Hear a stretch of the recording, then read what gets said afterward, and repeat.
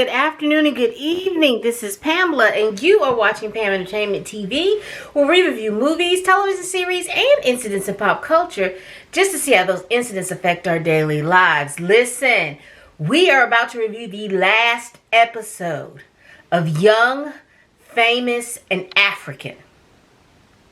And the title of this episode is Wedding Bells. So let me do a real quick recap, and then I'm going to go over what I think my thoughts of this whole entire episode, okay? So basically in this episode, we are following Annie. Innocence asked Annie for to renew their wedding vows. She accepted. So she is planning this really posh renewal of her vows with all her friends that she has met in South Africa. Because again, you know, Annie is from Nigeria. So she is doing all of that. We see Nadia come in for a couple of things. I won't try to do a play-by-play. I'll just tell you the overview. So the overview is that's the whole premise of what this episode is about.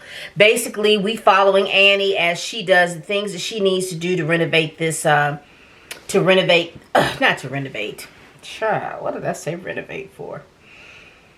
To do her wedding vow, renewal of her wedding vows. Her family comes in, her daughters are there. I think her mother is there and her best friend is there. So she is just happy as she can be because this is what she wants. She realizes that Innocent loves her and he wants to express that. Also, I'll go over to, she had a dinner party with Kanye and her boyfriend, her current boyfriend. Kanye asked to have an audience with Innocence, and see, Kanye's so crazy. She's talking about I had to ask Annie, you know, to get permission to talk to Innocence. She does talk to Innocence, and you know, I have been going through this whole season with Kanye. Like, she is so nosy, she a little shady, she's all these little different things. But in this incident, I kind of understand where Kanye is coming from. She tells Innocence that when she asked him, was he aware about what he has done to Annie, how that has affected her. Because, you know, she just basically tells her, you know, when I first initially met her, she was very upset. She talked about her relationship. And I thought, oh, well, you know, she was a little cuckoo. But she realizes that she's hurt. And she wants to make sure that Innocence is going into this knowing that he doesn't need to be trying to sleep with nobody else. If Annie is his person, he needs to treat her as his person. And that's just basically it. Innocent agrees, and Innocent appreciates. In his confessional, he appreciates what's been told to him. He knows that he has not treated Annie with the utmost of respect, but he plans to do this in the, you know, when they renew their vows. Now, I will tell you, at the renewal of their vows, they had already been married for 10 years. So they renewed their vows after 10 years. Child, they had a wedding,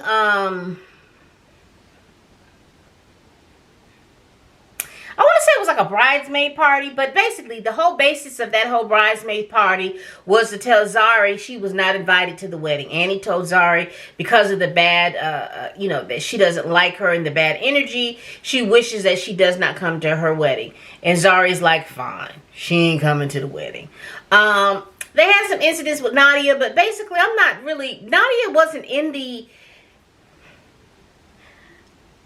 It didn't matter to me what Nadia said, any of those things. We see Diamond coming back from wherever he was. So let's just go back over the wedding before I get to Diamond. Because Diamond and them is a whole separate incident that I want to get into. We have the renewal of the vows. That went well. Everybody was there except for Zari. And Dile, he presided over the whole nuptials and things like that. And he did a really good job. The venue was beautiful. The lady that pulled that venue off and made it to spectacular, that was beautiful. What we find out, let's go in. Kanye gives a speech And I will tell you, that speech, it had me teary-eyed, because you can tell that was a heartfelt speech. And it was wonderful to see how those two people, when the episode first started off, how they had like separate different views of things, but how these two people with these different views, with proper communication and just a willingness to have proper communication and friendship, how these two have come together, and you can see that they are friendly, that they are friendly and they're friends because of the fact that they communicated all their bullcrap out. Let's see, Swanky didn't have too much going on as I can recall. Nadia is still, I don't know what she's doing. She broke up with Vic Mensa. I don't know exactly what she's going to be doing in regards to Diamond, because Diamond hasn't been there. Swanky, Diamond, and Delay. That's basically it. There was no big, like, conclusion on everything. We were left with the cliffhanger, and let me just tell you what that cliffhanger was. After the renewal, and Dilly was missing Zari, because as I told you in the last couple of episodes, and Dilly has been flirting with Zari. So he leaves the renewal to go see Zari. Now, in the process of him doing that, Diamond shows up to Zari's home. And he's saying that he was going to go to the wedding, but because his flight, whatever happened to his flight or whatever, I don't know exactly what, he wasn't going to be able to make it. So he just went on and came to Zari's house. And Zari entertained him, and he was up there with the kids, entertaining the kids. And while Diamond was upstairs entertaining the children, here comes Aunt Dilly. And Zari looks a little shook, but she's got this little smirk on her face. And so she tells Aunt Dilly that Diamond is there. And so Aunt Dilly's like, okay. So Diamond comes downstairs. He sees Aunt Dilly. He's excited to see Aunt Dilly. He's talking to Aunt Dilly. And then something comes upon him to ask, well, what is he doing there? Zari excuses herself from the room, and Aunt Dilly tells him, hey, I'm interested in Zari, and I want to, talk to her. And Diamond is a little confused, befuddled, and angry all at the same time. He's like, well, this is my family. What are you doing? You my family. This is my family. You can't do that. And, basically the episode ends. So it was a little cliffhanger, but it ended funny. I don't think that was the ending that they had planned. It didn't seem like to me. It seemed like something else was supposed to go on, but for whatever reason, they didn't do it. Excuse me. So I'm just going to give you my overall feelings of the show. I enjoyed the show. I did not know that this was something that I really wanted to watch. I'm not going to hold you. I watched it to have something to watch for my my channel, but I enjoyed it. Reality shows, I'm really not that big on them. I'll give them the first season, and then after this, if I watch the second season, and if things doesn't look like it's progressing, I'll just let it go, because I'm not that person that wants to see you fighting and fussing and rolling, and tables rolling and shaking the table and all that other stuff. I'm not into that. But I did enjoy this show because, like I said, it was something that we needed to see, how black folks on the continent interact with each other, and how different countries have different cultures. I'm so used to, being in the United States. There's so many states that in different states have their thing, but usually the black folks have certain things in common.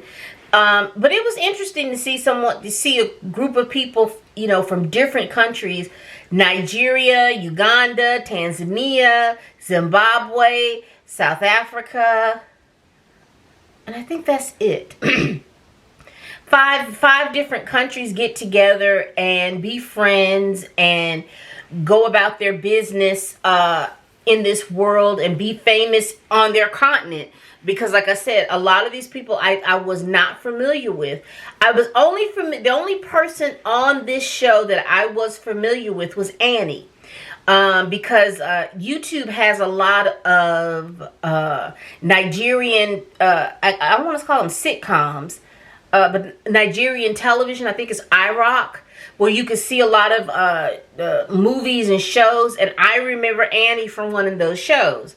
So she was the only person that I had familiarity with. And I remember her because of the fact that she had on this brownish, reddish wig or something like that. And the wig wasn't set, child. It just didn't look a mess.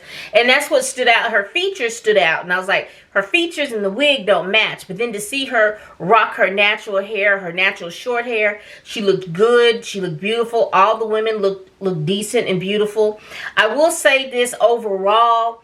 I hope going into next season, they get somebody who can sit their wigs, because I'm sorry. The whole cast, all of them, their wigs were not laid like they should have. And basically what I mean by that is that when you wear a wig or wear a weave or anything, it shouldn't look like that's what you're wearing. It should... The weave and the wig should look like a natural extension of your hair. There shouldn't be any way that you should be able to tell that that's just not your hair. And I think Kanye, Boss Lady, Nadia, their wigs was just not on point.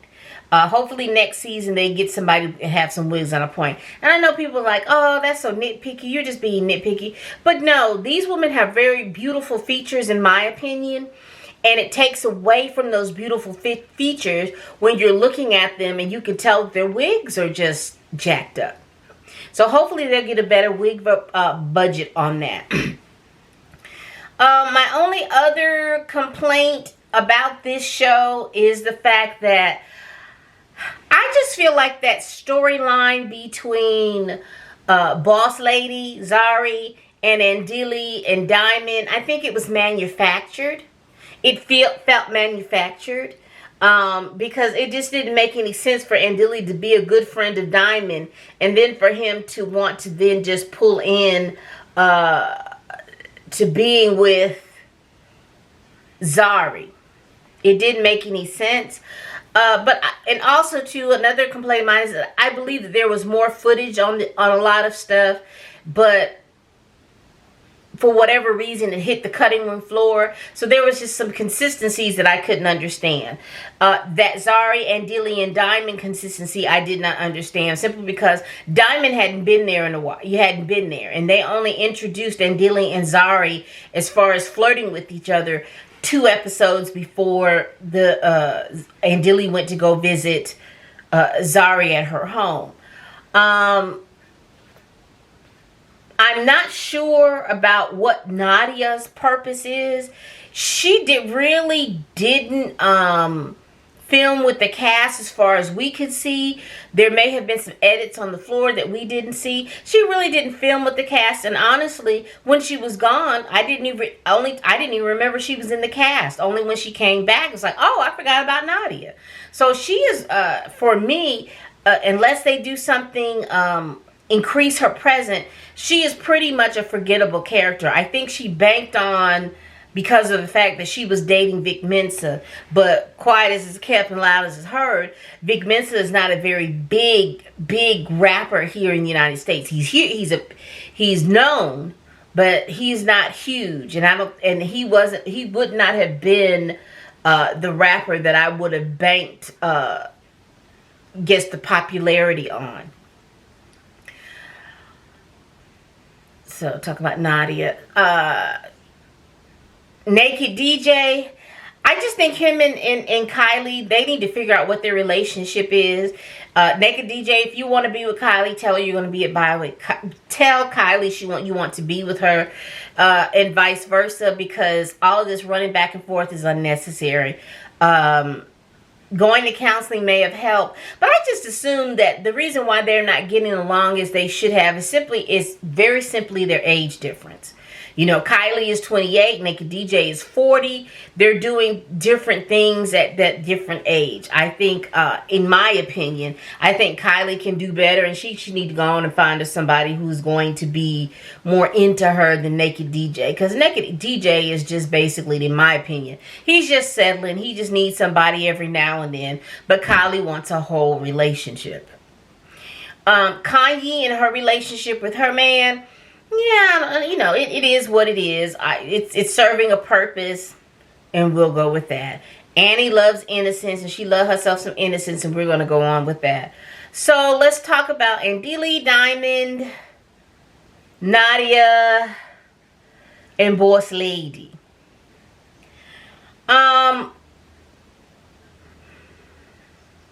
It was interesting how they made Boss Lady the bad guy or the villain of the show. She didn't give much for that to be a villain. I think it's more of personality issues. But Kanye and Boss Lady, as I said before, they act like frenemies. Like they're friends, but they're competing with each other at the same time. Nadia, again, she is just like a non-factor. She claims she don't like the Boss Lady. But there's really nothing that we saw that would make us understand why she didn't like this woman.